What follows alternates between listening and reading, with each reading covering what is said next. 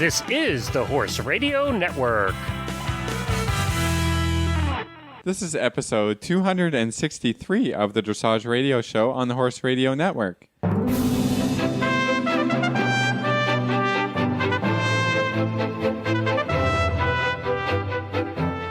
This is Reese Coffer-Stanfield from Georgetown, Kentucky. And this is Philip Parks from Fergus, Ontario, and you're listening to the Dressage Radio Show. And I think we're in trouble or something this week, Reese, because we got Glenn here producing. Glenn's back! Yeah, he doesn't show up too often. I missed you guys. I just stopped by to say hi. Oh, okay. We missed you too. Yeah, we missed you. Hey, guess what's coming up next week? Ha! What? Our special You guys interviews. are getting interrogated. special That's interview. right. I edited it down because I did both of your interviews already, and I edited it down, and I learned new stuff about both of you. Yeah. There you go. This was a listener asked for us to be interviewed, so Glenn tortured us. And no, I'm just kidding. This is all non-horse stuff. It's all Mostly non-horse stuff, the yeah. other side of Reese and Philip. Exactly. The weird or wild side. Yeah, it sounds so fabulous. You know, You can't say two, it's that fabulous. this is all I'm going to say, and you didn't even know you had this in common. We won't talk about what it is because they'll have to listen next week. But you two have something in common, and it's not necessarily good. So, Oh. I was going to say it's the same favorite Right. color. no. Yeah, we do have the same favorite Although color, I will say this, that all but one of the hosts picked the same color.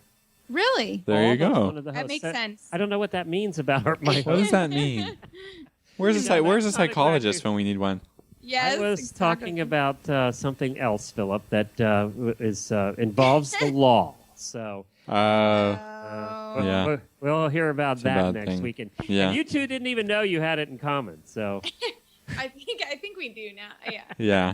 Goodness. Yeah, I I've love it. I've driven with Reese too. It's yeah.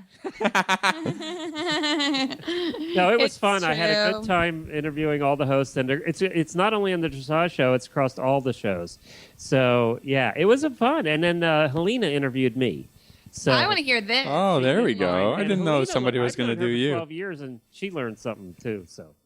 It's fun. It'll be a good show next week. And Glenn, you're taking a week off, which is one of the reasons we did it. And we did it also for it was our 2-year anniversary, and we had some Happy anniversary! Yay! anniversary. So we so it's fun. So I hope everybody enjoys next week's show, and we'll be back, Philip and I for sure. So in a couple weeks. I got to tell you that another thing is coming up August the 8th is the 6-year anniversary of the Horse Radio Network, and we will have hit 3,500 episodes. Wow. So, Oh, my goodness. we're going to have, you guys are going to have to come. We're going to have a live party, a live online party, and we're going to invite all the hosts to come on, and Helena and I, who started it, will be there.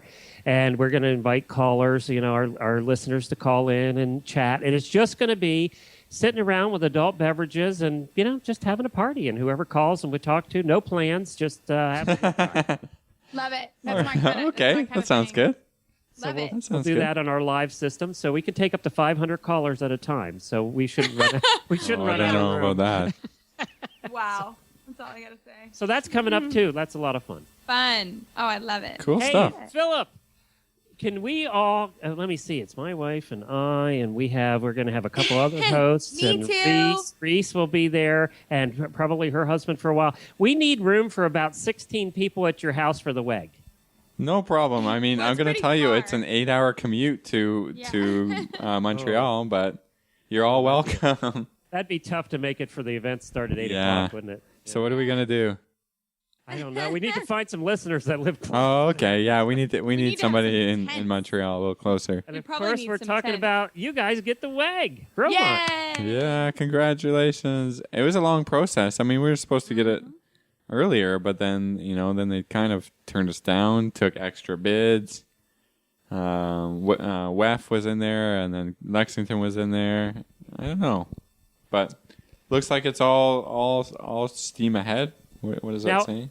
Have you ever been over there, Reese or Philip? I have. Oh, Vermont? you have? Yeah, I've been Yeah. up there. Yeah, Reese has Now- been there too. One of Yeah. the things I've heard is, especially from the eventers and the drivers, say that it's a beautiful venue. It's very pretty, and they like that. They'll have to build out some infrastructure to accommodate more sports. But the one thing I've heard is there's not a lot of infrastructure, hotels and restaurants No. and things like that. No. What are they going to do about that? Build? I don't know. I don't know what the No, plan there's is, but yeah, nothing. it is really isolated. How far is Montreal? I don't know exactly. A good distance. We went for the Young Riders. Yeah. And so we were there a good 10 days, and it's a beautiful place. And we stayed in a great kind of chateau type, bed and Yeah, breakfast. there's those Small. kind of places, small places. Mm-hmm. It was the venue for the Olympics. When did Montreal the Olympics? 76 or something? It was. Well, Yeah. what did they do about hotels then? I mean, I don't know. Did nobody go to the Olympics back then? I don't know. I don't know. A very long commute, a shuttle commute maybe Yeah, I think Like I an guess hour they were away, shut yeah, up to- or to Montreal. something. So, We'll figure it they're out. gonna have we're looking challenges. at up to 500,000 people descending on the area. That's a lot. Yeah, they're gonna have some challenges, and certainly kind of living through it here in Lexington, we had challenges. So I'm sure they've got a good plan together. And I was Yeah. part of the bid that went in for the 2010 games. So I actually was an intern that summer at the horse park. So it is a very extensive bid. I can tell you that. I forget how many pages it was, but I had to put the final one together, and it was a huge stack of paper. So it's a long process. That they've already probably figured that out, and so it Yeah, will be I'm sure great. they got a plan. Let's they got a just plan. let's just rent a bunch of RVs and Yeah. park them in the Yeah, woods that sounds together. awesome. Well, We you could know have what? a party.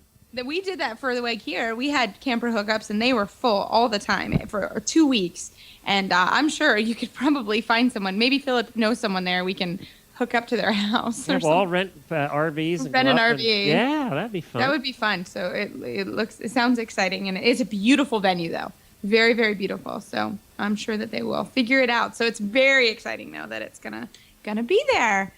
Well, I already have the name 2018 radio show, so we'll gear up about 2 years ahead and do another WEG show. So Awesome. we'll have a Awesome. World Equestrian Games radio show like we did for Lexington. Well, the other piece of news is the 2017 World Cup Finals I know. This is interesting. going to Omaha, Nebraska. Omaha, Dressage and Nebraska. show jumping. And everybody's going to be required to wear Western saddles. And I've actually seen this venue too. I did actually the Nebraska Horse Fair 2 years ago, or maybe 3 years ago, and I stayed very close to this venue. And Omaha's a great city. Like there's a lot to do, and I think it'll be really fun. It's definitely not a Vegas, but it's a good sized city, and I think the venue's beautiful. It's a nice big venue, but I think this surprised everybody that that Omaha even put in for it. So that's pretty exciting. They do huge Western shows there. And we all know the Western people know how to travel, and they spend lots of money when they do. So, Yeah. No, I think it's There great. you I think go. it'll be really fun. Yeah, it should be exciting. which means there's got to be really good barbecue places nearby. I'm sure. Yeah. Omaha's a really cute town. Like it's I think about the size of Lexington. So and there were some nice restaurants. There was a shopping district we went to, and so it was nice. So I think that'll be fun.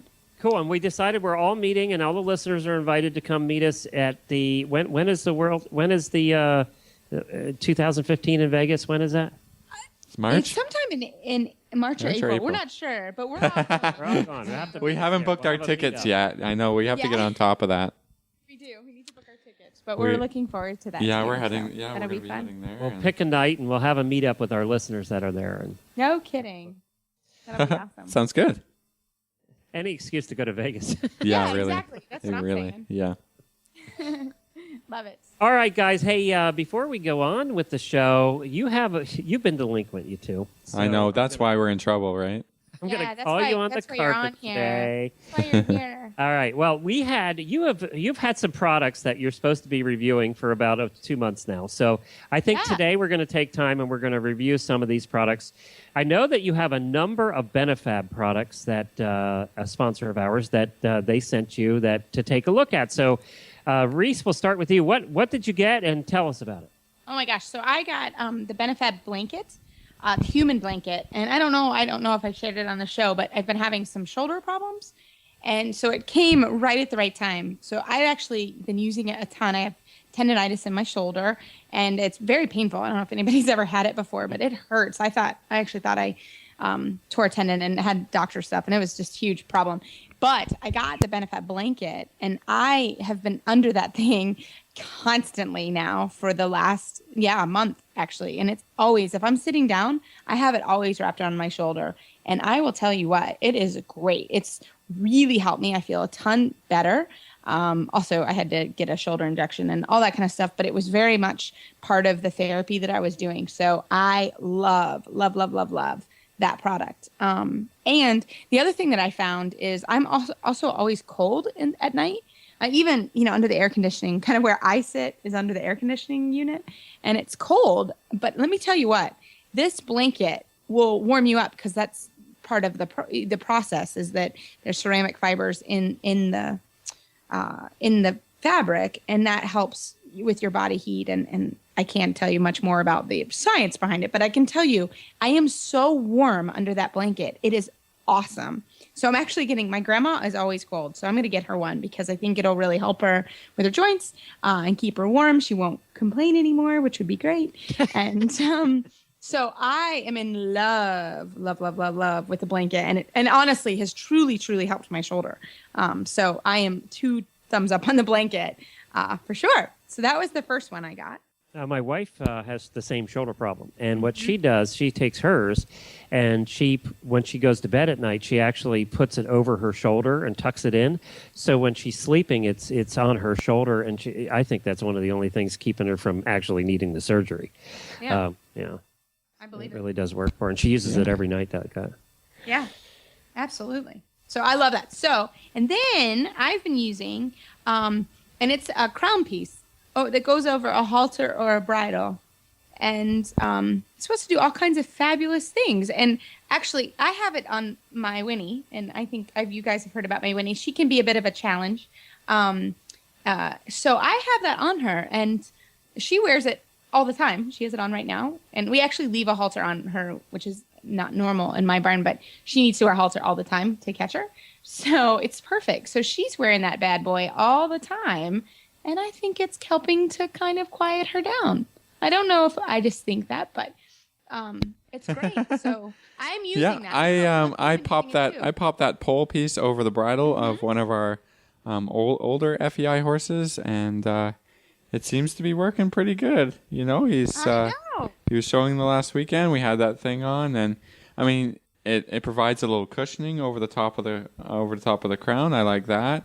It's just there all nice and snug, and you know what they say is that pole area is really sensitive, and what this is supposed to do is using the special materials that are infused with the ceramic fibers, it really helps promote blood circulation and oxygen flow wherever that is exposed, and of course that's an area that you really want it to increase blood circulation. Yes. So. Yeah, in our dressage thing, the horse, that piece of the horse needs to be super flexible, and I think that it's helped him to stay a little more on the bed and do his job a little easier, a little better. So I think these are great products. I also have I got the polos, and we use that on the same horse. His legs, he can get a little bit puffy in his legs, so I've been working him with the Benefab polos on, and I think it's helped. Every little thing helps. We do a lot of. We do ice compression therapy on this horse, and so I was happy to get those polos and get them on him and help him with the circulation for sure. So I think these products are great. I mean, I got the blanket. I don't have a shoulder problem. I've been feeling pretty good lately, but it's nice and warm at night. You can cuddle up with that blanket, and Meredith, she steals it, so I have to fight for the blanket. It's really warm. It's amazing. It's cozy. Yeah, it's very cozy. Great. Did you get any other horse products? I also got the polos, and I actually have a horse that's coming back from a tendon injury. So he is wrapped when we turn him out in the playpen. So he goes out in those, and it's the same thing. Like, he's in them for a little bit longer period of time, and I think it's also helping. I've used these products also on myself before, and I used also the foot one. I got some socks. So I wear those at night, too. I am all Benefabbed up when I go to bed. And it's awesome. My feet feel so much better. Reese feels better. Your do. husband hates Travis. these products. Yeah, I mean, you're just all wrapped up in blankets and socks all night. She's a I am mummy. pretty awesome. I am awesome, but I've been feeling much, much better. So, so I really like them. So I'm also using the polos, and Don goes out in them for about 3 or 4 hours actually, and of course he's monitored and he's right where we can see him. But I think they're doing great. For me, I'm like Philip. You know, we can do anything that we can to help them. And ourselves. Yeah. And you know, it's very, very easy to use these products. The only thing you have to always watch, which I have to do with my socks, especially, they have a warning label on them, so nobody throws them in the dryer. Travis. Right. Is you have to be careful not to put them in the dryer. So, because that ruins their magical powers. So, you know, we have to kind of train all your people to not stick them in the dryer, which is hard. But I guard them with my life to not get anywhere close to the dryer. So, so that's the only thing you have to just watch. Yeah, I mean, they're easy to wash. I mean, that's no problem. Easy to wash, easy to handle. Just hang them out to dry. Yep, hang them out to dry. And so I also am like Philip. To me, if you're going to wrap and you're going to do all this stuff, there's no reason to not have these products. They're that good, truly. Benefabproducts.com is where you can find them, so take a look. Benefabproducts.com. Thank you, guys. And then we have one more product, and this is something I think a lot of people haven't heard of yet. So it's from a company by the name of Total Saddle Fit, and it's their shoulder relief girth. And can one of you describe what this girth looks like and why it's a little bit different? Yeah, so it has these elbow cutbacks, which is quite good, and it's set back. It's a deep offset off the shoulder. So there's a huge cutout on this girth. And I started using it. We've had this girth for a couple months actually. And my special Denali, who everybody knows is the best ever, he was wretched to tack up. I mean, he would bite me. He hated the girth. And I mean, I thought I had a cushy one, and then I went and got, a cover for him. I thought, it's pinching him, what's wrong? And I started using this girth. And I am not kidding around. Like, he is so much better. He doesn't try to bite you anymore. He's really, really good about you doing it. And I am a firm believer. I've had a client that purchased one of these because also for her horse that was kind of the same way. It's also really padded, which is great. It's elastic on both sides. So it really forms well. And I am so, so thankful, truly, that we got this girth because it's totally changed how he's gone and just his comfort level. I don't know if it's his conformation, the way that he always has sore in his shoulder and his pecs. It's just kind of how he's built right now and how he has to work and he's young. But I felt so bad, we had to correct him for biting, but it truly because he was uncomfortable. So this has been amazing. And my saddle fits nice and snug. It doesn't move around. Some girths, I find the saddle slide back and forth. It doesn't at all. So I am a huge, huge fan of this girth. Totally changed the way it actually, I just use it on him. I should probably use it on everybody, but it's his special girth now. And I don't change anything because it seems to really be working. So it's working. That's awesome. Yeah, we got it.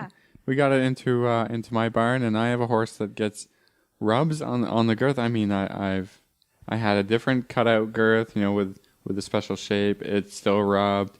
I end up having to put sheepskin covers on his girths all the time. So I was like, I got this thing in, and I was like, well, here we go. Here's the test, right? I want to know if this thing works. No cover on it, just, put this girth on. I also got it a couple months ago. He's been going in it perfect, no rubs. Again, he's just a little bit thick around his elbow where the girth normally does up, and I think the skin gets a little bunched up in that, and we used to have to watch it with his other girths, and washing the sheepskin thing all the time, but since then I got this girth, and it hasn't rubbed. One little bit hasn't rubbed at all, and I just I clean it. It's really well built with a really nice leather. It's soft leather. I think it's built for comfort, and the horse is doing great. No girth rubs and no extra special stuff for him. So that's been a big thing for me because I hate having a dirty pad underneath and having to wash it all the time. So. Yeah. This is just now he's just like the rest of the horses with a regular leather girth, and we just go at it. So and it well built. you know. Well built. Extremely well built. Yeah. Extremely well built. It has a lot of cushion underneath it as well. And honestly, when you look at the price point, it's about $125. And it is, for that price, I mean, you can find girths that are way more expensive. Yeah, like the girth I was using was probably double the cost. Easy. Really? And this is yeah. by far better quality. Yeah. So absolutely. Oh my goodness! Yeah, I was pleasantly surprised. Right, we put these products through the ringer and use them on the horses we have troubles with. So I love it. I love it when we get great products and we get to promote great products. Right. Absolutely. And that is at TotalSaddleFit.com. Comes in black and brown, anywhere from 18 inches to 34. So that's a wide range, too. Yeah, I think you can get it to fit it. Yeah, pretty much any horse you got in the barn. 18's pony size, so you'd be able to fit ponies with it. And ponies, yeah, horses and ponies. Yeah. Well, very good. Thank you for doing the reviews. I appreciate that. But we got a lot of guests to get to tonight. Absolutely. We have a great show. We are having our Dressage Today coverage with Hillary Moore-Hebert, senior editor. She's going to come on and talk to us about what's in the magazine this month, and we always enjoy. And our next guest will be Olivia Lagoy-Weltz. She is a great friend of ours, and she's been at Gladstone all day and actually rode her Pre-St. George this morning. So she is going to give us a whole rundown on what's happening at Gladstone. What's going on with the U.S. finals, huh? With the U.S. finals. We'll have to get somebody at the Canadian finals, Philip, so we're not... We don't have a Canadian finals. So. Okay, never mind. That won't be hard. Our teams are based on scores. Yeah, it's hard to get everybody together at one place because our country's so big. So we don't tend to do the finals thing. Okay, but never mind. That's okay. Sorry. We could talk to somebody about something. We'll talk to somebody about Canadian dressage, but we're looking forward to that as well. So. Well, we are so excited to have Olivia Lagoy-Weltz on the show tonight. She is becoming our on-the-scene correspondent because she is that good. So, Olivia, welcome to the show. Hi there. So glad to be back again. I know. You're like such a trooper. I'm like, hey, Olivia, do you want to tell us what's happening here? Because you're everywhere, and I love it. Yeah, she's where we want to be, right? Yeah, she's basically what we want to be doing right now. So we're going to live vicariously through you, Olivia. There you go. Well, you'll probably be glad you weren't living there today because it was kind of wet and drizzly, but it was fun nonetheless. Awesome. So you were pretty fabulous today, right? So I've been told. So the scoreboard said, I guess. Yeah. But Lona was really good. You know, he can be pretty hot and was very hot the last full show, and he was really relaxed this time, which was fabulous. I think he was the most relaxed he's ever been in the test, which is great. No whinnying, no squealing. So that's always knew. You know. He knew today was kind of an important day for sure. He was with the big kids today. So tell us about your ride. So we were first to go in the second group, which was kind of nice. I don't like going first, but I also don't really like waiting to the end of the class. If I can help it, I'd rather just ride. And he was great. You know, Debbie's been helping me a bit, and so she was my eyes on the ground warming up. And, you know, he just came out really well, very relaxed. And when he's like that, you just kind of clock off what you're going to do in the test and try not to waste too much time and then get up there and get it done. And he was great. You know, he went up there and, you know, we had gotten a lot of rain. And so, you know, the footing was still very rideable, but not the kind of footing that, at least on a horse like him, who's willing to just be like, you know, do you want 250%? Like, I'll give it to you. You know, they can a little easily lose their balance when it's like that. So I kept him a little bit reserved. But it worked out really well, and he stayed very rideable. And I finally went back and watched the test later this afternoon, and it always looks a little better than it feels. It was like, oh, okay, that did look pretty good. All right. So we were happy. You know, I was happy with it, and I was really happy with him. It was his all-time best score in like a CDI setting for the Pre-St. George. So he got a 72 point something. That is super. Yeah. That was super. And you were right behind Stefan, right? Yeah, so Stefan was 1 and 2. He got a 75 with his mare, I think it's Rosamund. And then he was just barely ahead of me with the other horse, Appassionata, with a 62.9. So maybe I can catch him tomorrow on one of the horses. I don't think I'll catch Rosamund, but the other one I might be able to catch. We'll see. That a girl. So, I love it. Yeah. Shoot, both the moon, right? So tomorrow's the intermediate one. Tomorrow's the intermediate one, and it'll be interesting because it's almost like an evening class. I guess the class is very late in the day, and my ride time is like 6:15 at night. So this will be Lona's first evening ride. I mean, it's still plenty light out, but most of the horses are used to going earlier in the day. So that'll be another good experience, another good stepping stone for him. So how will you prepare for that tomorrow? What's your kind of game plan, if you don't mind to tell us?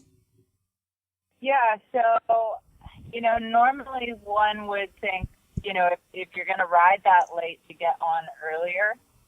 My only thing with that is he was very good today, but he is used to just doing the St. George and the I-1, and so I am a little concerned about wearing him out. So I might get on and just walk in the morning, or I may just hand walk him in the morning and trust that he's going to be, that he's going to be fine in the afternoon. My hunch is that he will. He was, like I said, very relaxed today, almost just a touch tired. He was fabulous yesterday, and we still have a few more days to go, so you've got to kind of also plan for the freestyle, which is on Sunday. I don't want to use up my whole horse now. So that's always a learning experience, trying to figure out exactly what to do. But he'll for sure get many walks out of a stall and lots of hand grazing and entertainment. Maybe a hack. Also depends on the weather. We may be due for quite a bit of rain tomorrow. So we'll see. So many elements to take into account. You kind of got to be thinking on your feet all the time. Well, excellent, Olivia. For our listeners, I just want to give a rundown of the results of the first day. In the Prix St. George, like you said, Stefan Peters was first with Rosamunda, 75, like you said, and second with Appassionata, 72.9.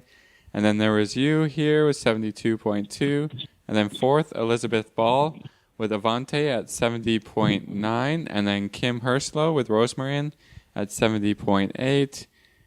Casey Perry with, that's a tough one to say, Doublet with 70.6. And Dawn White O'Connor with Aristo at 79.8. Heather Mason with Czar at 79.2. It's a really tight class here. At the top 10, they're all kind of within 4%. So you got to ride your butt off, huh? Yeah, well, if you looked at the rankings going in, even if we were well ranked going in, I think we were maybe fourth. But it is the top 15.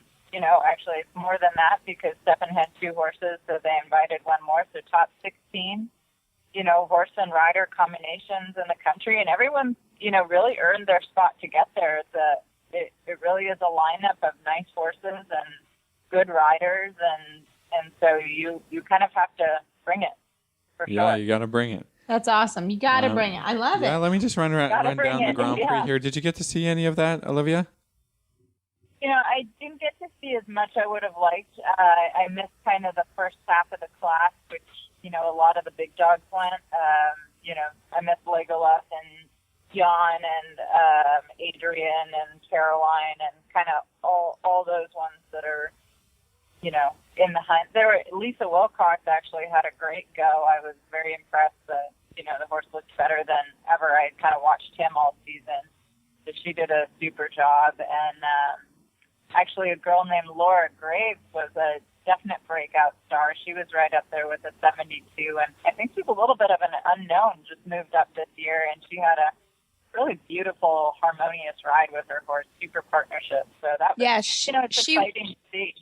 Yeah, she rode in Kentucky too, and she did a great job. Really, same thing here. Everyone was like, "Whoa, who is she?" So that's exciting to see. We always love to see a new person kind of pop up and do that. That's very exciting. Just looking at the results here, we got 5 horses with 72.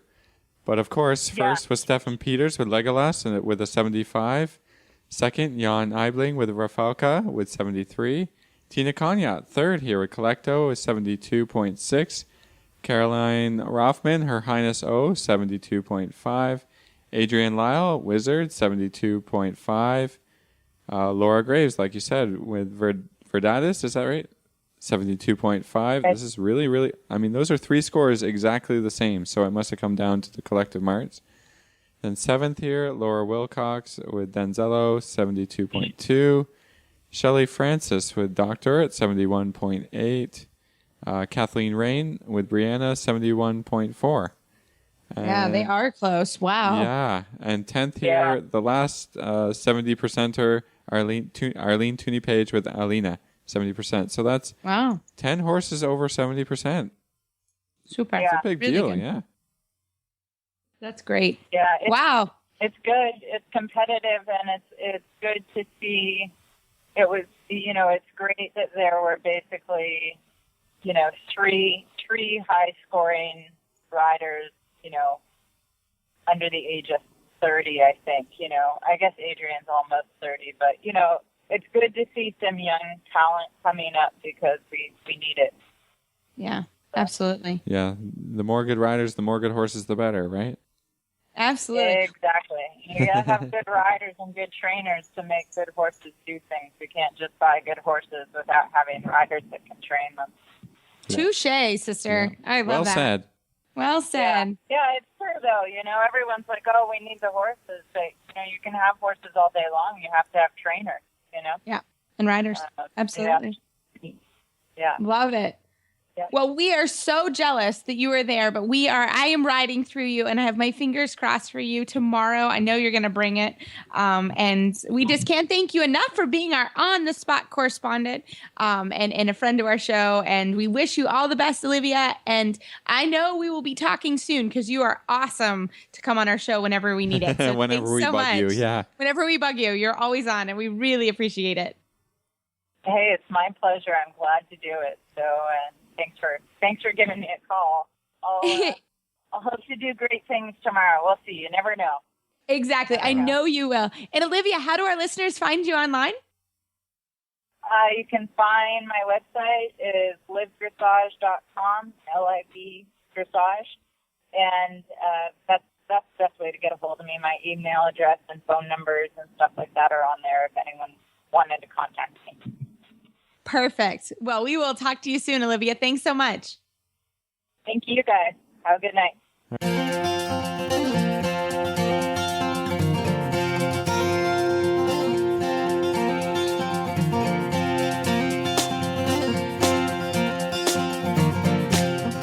Coach Jen here, host of the Horse Tip Daily Show on the Horse Radio Network.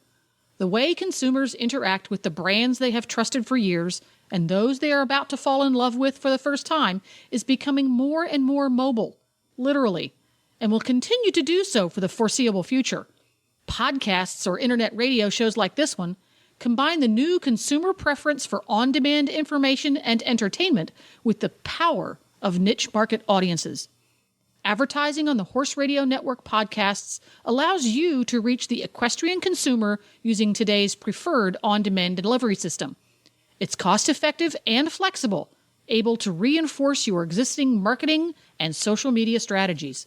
To learn more about advertising on this show or any of the shows on the Horse Radio Network, contact us at 859-951-2022, or you can email us at glenn@horseradionetwork.com. That's Glenn with 2 N's at horseradionetwork.com. Come and join the Horse Radio Network family. You'll enjoy the ride. Well, we've had some technical difficulties with Hillary tonight. Actually, they're having some really bad storms. So, Philip, you and I are going to jump in and talk about 5 ways to engage your horse's hind legs. Yeah, we got this article. It's in here. It's It's from actually, I think, Bonnie Walker's website. I pulled it off, and it's interesting. She's got great stuff on there. We had her on last week. She does. Love it. I'm going to use her website and her blog more to figure out what to talk about. Yeah, we're going to talk about our we're a little trainer bit tip. stuck, We're the trainer tip of the week. Exactly. And Hillary's fine. She just doesn't have any power, so she has no cell phone coverage. So, but we will miss her, but we will get her back on because she is our favorite segment of the month. So don't worry about it. She's always got lots of awesome tips to talk about. We'll get her on. There'll be no problem. Oh, yeah. No problem. So we're going to start talking about the 5 ways to engage your horse's hind legs. And I mean, this is the biggest thing that we do as dressage riders. And I literally was teaching a junior rider right before I came in. And it was funny because her mom was literally asking me, okay, well, how do we make this happen? It's an older horse. He's a little bit heavy. And of course, my rider, she is so tiny because she's young. So I was like, well, okay. So the first thing we're going to do is number 1, transitions. And transitions are the foundation of all of this work, right? We're shifting the weight from the front end to the hind leg when we do transitions. And that's walk halt, trot walk, canter trot. So most of my day as I'm riding horses is really, honestly, centered around transitions. Wouldn't you say, Philip? Yeah, transitions within the gait, also very important. As your horse develops, a bigger and a smaller trot, then you're working on that within the walk as well, and the trot and the canter. You go from big canter, small canter, big trot, small trot. I don't think I try not to take more than 5 strides without doing a big or a small transition, because it's just a check to allow you to figure out where the energy is and where the balance is, and before you start any of the real movements or the tricks, you gotta check where the balance is. Take the weight from the front legs so that he can lift the shoulders and do a shoulder in or to do a traver, half pass. You got to be doing all kinds of little transitions and big transitions and building muscle in the hind legs. So I think, this is great. Number 1, transitions. From the moment that you start riding your horse, you got to be able to go from halt, where you get on, to a walk. So that's a great place to start. Exactly. No, it's great. And I always tell my students, it's like squats at the gym. You only get stronger by doing these squats, and you get stronger with your booty. You get stronger in your thigh muscles. It's the same thing with horses. So, lots and lots and lots of squats. That's how you get stronger. And a horse even more, right? Because they're on 4 legs. So they have to be even stronger in their hind legs and then their back. So that's a great way to start. I'm going to take a little sentence from the article here. What you really need to know is how to ask for a transition without freezing your seat and pulling on your reins, because that's not going to balance your horse. Exactly. No, right? It's We're not from your hands. We're not thinking of stopping the hind legs, right? Mm-hmm. We're Exactly. thinking of actually the hind legs have to keep going a little bit, and the front end has to kind of slow down a little bit. That's the tough part, isn't it? Mm-hmm. Exactly. That is the tough part. That's the kicker right there. So how do you do that? How do you stop? How do you stop without pulling on the reins? Well, that's a good point. I mean, I tell you. So I think number 1, your horse has to be responsive. I mean, I think that I see that a lot. Sometimes my riders will give a half halt, which is actually number 2 and on this list. My riders will give a half halt, and you can see they close their leg, they close their seat, they close their hand, and nothing happens. The horse just barrels right through it. So that's subject number 1, is you have to make sure that your horse actually listens to the fact that you're closing your seat and your leg and your hand. So that kind of leads us into the half halt discussion, which is number 2 on this list. Half halts rebalance, reshape the horse. So it also rocks them back on their hind legs when they want to fall on their forehand. So sometimes you need to spend a lot of time in a walk halt transition. And then you go trot halt until when you close your leg, close your seat, close your hand for a half halt, that horse actually comes under and listens. So that's a huge one, I would say, for working with. And especially not stopping the hind leg. Actually, the front leg, when you make a halt, the front leg should stop before the hind leg. And in the half halt, you're kind of closing the horse together with push power, right? You got to have push power in all your transitions. In your half halt, I think of the half halt as a modified kind of transition. So, put your leg on. It's kind of stopping and going at the same time is a way I like to describe it. Yeah, that's actually a good way. It's a little bit hard to wrap your head around that, but it's true. Like you're stopping the front legs and keeping the hind legs active. Yeah, right. And lifting the horse's shoulder. You gotta have a lot of energy in your half halt, in your transitions, because that's what gets the hind legs to take a little bit of the weight. If you have no energy, then it's just a case of stopping the horse, and you can see the hind legs just blow right out the back of the horse, and not take any extra weight to the hind leg and all that. So there's a big element of energy, and there's a big element of driving the horse into the half halt. I think that's the biggest thing for new riders new to dressage to kind of figure out is yes, I'm slowing the horse. Yes, I want to get from trot to walk, but no, you can't stop. You can't stop the horse. So right, and play with it. There's a lot of playing with it, figuring out how to do that, figuring out how to use your seat to influence the horse rather than your hands, so that he's encouraged to really come underneath you and not just stop like you hit a brick wall.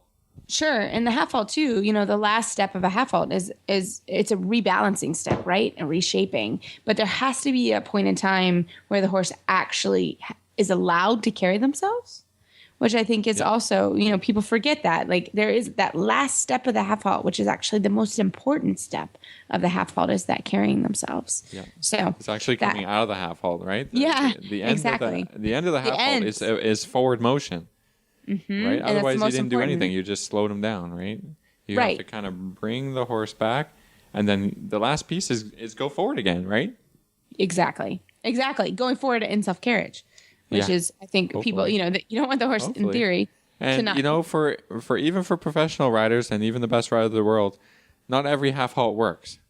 Correct. Yeah. Right. Exactly. I think that's a good we want it to. It doesn't always work, and the point is to repeat it, right? Don't get stuck in your half halt too long that you think, oh, it's not going to work. I'm going to stay in this really itty bitty trot. You just have to go in and get out, and not every half halt is going to be perfect, and not everyone is supposed to be perfect. It's a process of learning and having somebody on the ground or using some videotape to say, oh, that one worked, oh, that one didn't work, and kind of figuring out why it didn't work. You used too much hand. You didn't have enough leg. I mean, we spend all day teaching a half halt. Right? Yeah, all the time. Nobody's really perfect at it. So just keep going at it. Keep doing it, right? Yep. Keep doing it. That's how we learn. I love it. So number 3 is hill work. And I love hill work. I mean, it's something, thankfully I'm in Kentucky, so we actually have some decent hills here. And hill work is great for passively building strength. So I have one horse, he came for training, and oh my gosh, he hated walking up the hill on the bit. Like, he'd do anything but do. I mean, we did all kinds of passage and passage sideways and half pass and leg yield and all kinds. And I'm like, all I want you to do is walk up the hill straight up the hill, please. Up the hill to the bit and just do it. But it was really hard for him. Now actually, he can trot and canter up a hill. And it's great. But yeah, because it kind of takes the rider out of it. I mean, just doing the hill kind of does the work for you. You don't have to think a whole lot, and it's just a natural way to build strength and build power, and you can kind of just take all of the stress of trying to get a perfect half halt out of it, and just walk up and down a hill. And it's amazing.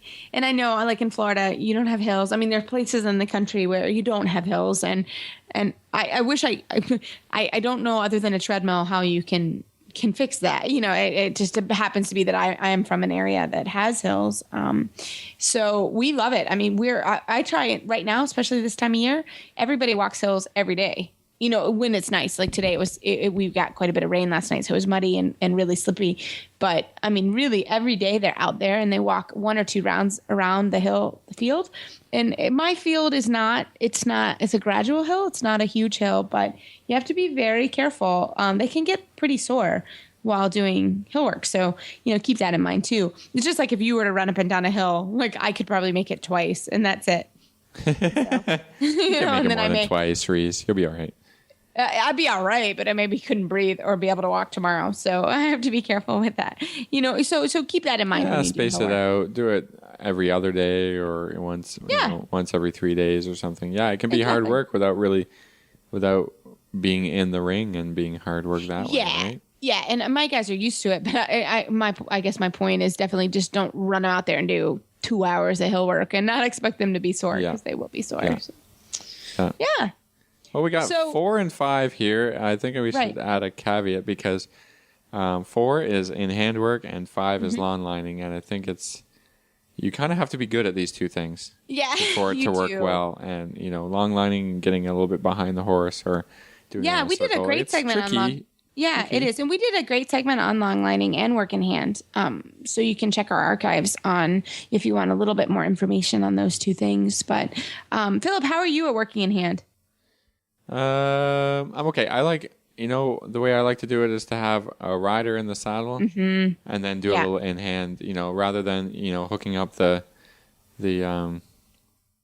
side reins. That's simple, right? End of the day here, Reese, sorry. I know. Hooking up side reins and putting and having to do both hands. I like to have a rider to kind of be able to control the front end a little bit and then work on the hind legs a little bit. Sure. But I've been blessed with horses that are pretty, when I get to the stage, pretty good at it and not too mean to me or anything. So it's tough. I take it really easy with this. It's only to kind of introduce ideas. Right. It's not just a training all its own, and now I teach Piaffe today. I just, try and help the horse to understand what we're talking about a little bit. And I'm definitely not like the German masters at doing this in hand. Oh, I love watching him, but let me tell you, I have watched videos, and I'll come in and I'll watch videos online, and I'm like, okay, I'm gonna learn how to do this. And I definitely struggle with also in hand and long lining work. I'm just not that coordinated. I wish I was, and I've practiced. I mean, I've gone out there. I'm like, okay, today I'm going to learn this, and I struggle with it for sure. So I think you have to be really good at it. I'm also the same. I like to work with a rider. I'm more comfortable. I just get when the horse is running me over, I have trouble doing it. But you can do in hand work. You can do long lining. There's lots of information online about it. But yes, I'm with Philip. Definitely a caveat on these two. They work beautifully. Long lining, also lunging can help if you do lunging in a proper way, which we've had a segment on lunging here on the show.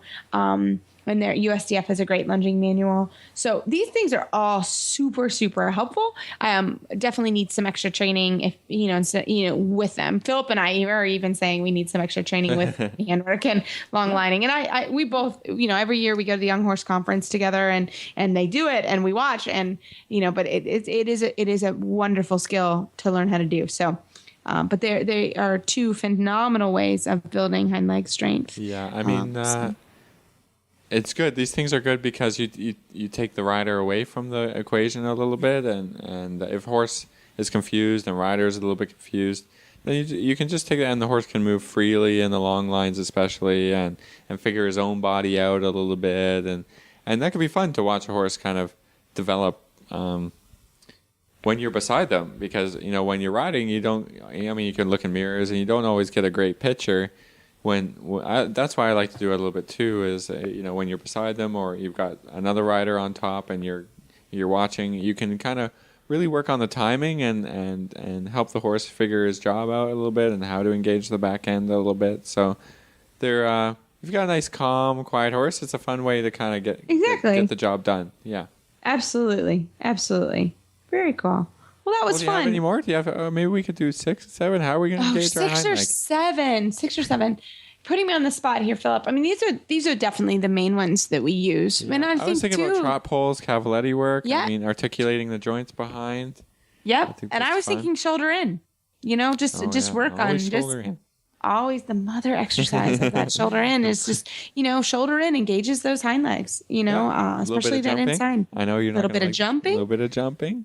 Oh, That's all hind end power building stuff, right? Yeah, a little bit of jumping. Oh no, free jumping. I'd do a little free jumping would work as well. Get the rider off. Yeah, I mean, if you have a horse with a nice bascule in the jump, I mean, they get to learn to use their back and their hind end and connect all the pieces together. That's fun. I mean, it's fun for the horses sometimes if they're not crazy and running through jumps. But if they're decent at jumping, they might as well give it a try, right?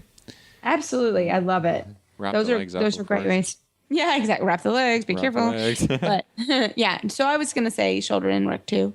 Turn on the forehand. Any of those exercises. I mean, because it's just the foundation of everything we try and do. Everything will help with this, right? Absolutely. Everything will help with activating the back end and getting a little bit of power there and connection there, and it's good. I love it. Well, Philip, that was an awesome training tip. We can fill in times of need. We can do it. Yeah, So that was fun. We can do it. That was fun, but always good things to remember and to remind. So I hope everybody enjoyed our trainer tip of the week, and we will have Hillary Moore Hebert from Dressage Today on very shortly for her segment of the month. Well, Philip, we got some great shout outs this week. Very cool. Yeah, a little bit of listener love, right? We It's always love nice. Listener love. I love it. So that's really exciting. So from a listener, and they didn't sign it, but that's okay. We got Bonnie Walker was absolutely inspiring. I always admire people who are able to see the big picture as well as purse out the little details. I've never heard of her blog before, and I am a huge fan. Thank you, Reese and Philip, for a great show. So That was nice. We loved having Bonnie on. Yeah, she was great. We will have her on. There. Yeah. Absolutely. We'll have her on and do that again for sure. She was fabulous. So really, really enjoyed that. So thank you for the listener love. We always, when we have bloggers and people on, we try to keep things interesting. And so we like to know that we're doing a good job. So thanks so much for that. Reese, you're doing a good job. Philip, yeah, pat in the back, man. Yeah. There you go. Rhonda also sent our super listener who's listened to every Rhonda. single She's so show cute. of Love her. our show and all the Horse Radio Network shows. She liked last week's episode as well, so she sent us a little thing. And I saw her at the horse show last weekend, so that was nice. I saw Rhonda and Vera both send us messages and show ideas and stuff. So keep them coming, guys. Thanks for the love, and that's great. We love to get all this stuff. So check out our Facebook page. Send us a message. Send us an email. We can talk about whatever you want. You just send us suggestions or whatever, right? Exactly. We're open to it if We're we can do it. open. Well, everybody, you can find our show notes and links to today's guests on our website, dressageradio.com. Like us on Facebook, just search Dressage Radio Show. Follow us on Twitter at Horse Radio. My website is maplecrestfarmky.com, and my email is reese@horseradionetwork.com. You can find me at philipparksequestrian.com, and my email is philip@horseradionetwork.com. I'd like to thank our sponsors this week for allowing us to put on a show, and don't forget to check out all the other shows on the Horse Radio Network at horseradionetwork.com. Absolutely. And we want to thank Benefab Products as well, again, for the lovely basket that they sent us of all the cool products. I have personally loved them and using them all the time. And also to Total Saddle Fit for the shoulder relief girth that my sweet Denali loves. So thank you again for those awesome Our horses products. are thanking you especially. Yes, absolutely. So everybody keep your heels down and your shoulders back, and we'll talk to you next week.